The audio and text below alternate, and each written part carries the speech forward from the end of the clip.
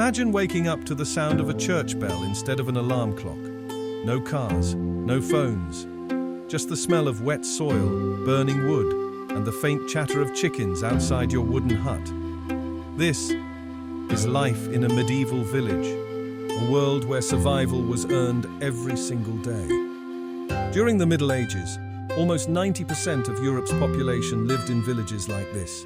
Small, isolated communities surrounded by farmland, forests, and rivers. For most people, the village wasn't just home, it was their entire world. They were born there, married there, worked, prayed, and died, without ever traveling more than a few miles away.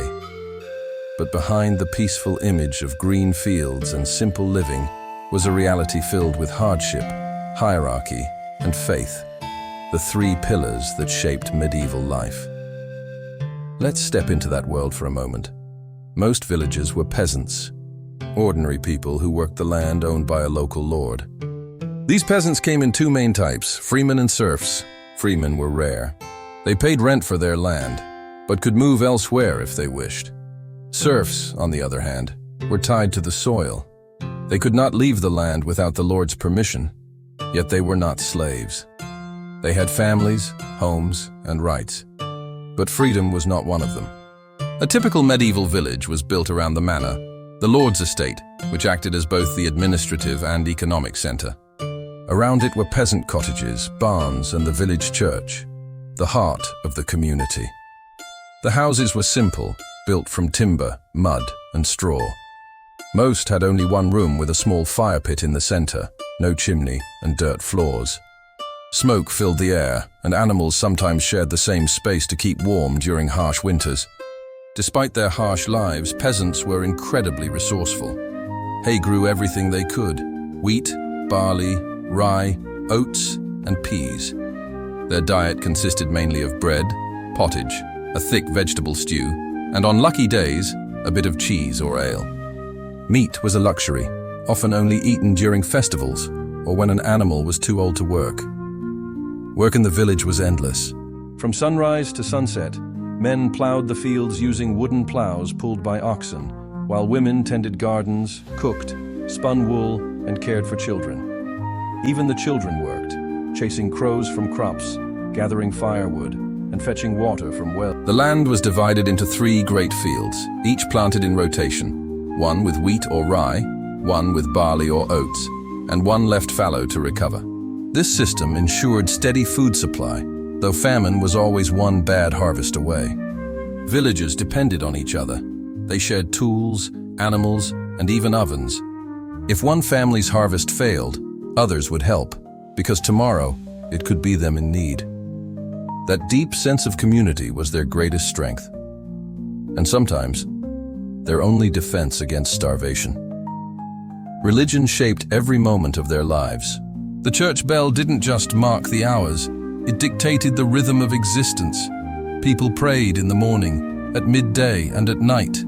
The priest was one of the most powerful figures in the village, not because of wealth, but because he held the key to their salvation. Every feast, every festival, and every rest day was tied to the church calendar.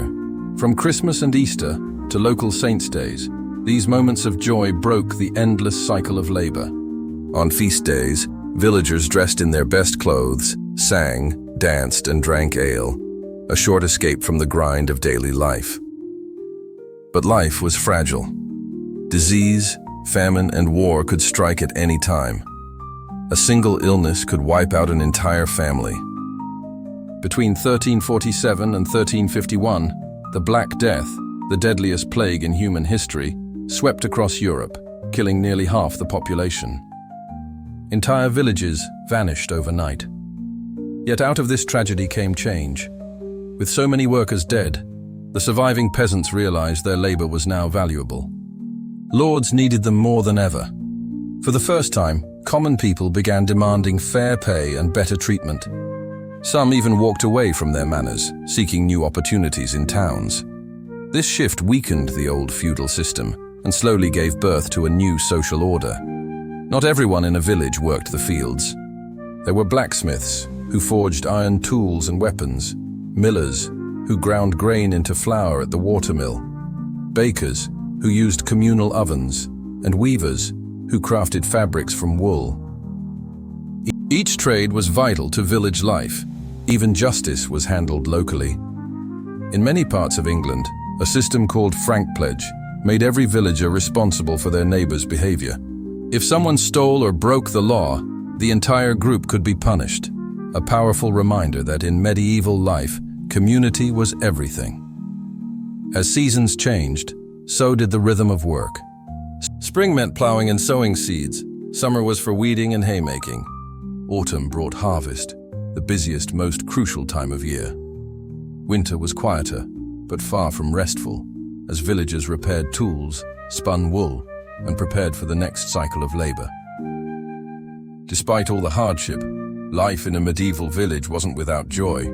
Villagers celebrated marriages, births, and holy days with feasts and dancing. Storytellers, musicians, and traveling merchants brought news and entertainment from the outside world. Children played games with sticks and stones, and families gathered by the fire to share tales that would one day become legends. In many ways, the medieval village was the foundation of Europe's civilization. From these humble communities rose the towns, cities, and nations that would shape the modern world.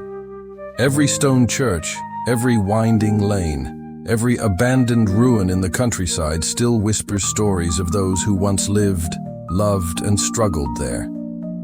So next time you walk through a quiet village or see a field stretching to the horizon, remember, you're walking through the echoes of the Middle Ages, where ordinary people built the world we live in today. One harvest, one prayer, one dream at a time. Because more forgotten stories of history are coming your way. Step into the past and discover the untold truth of our ancestors.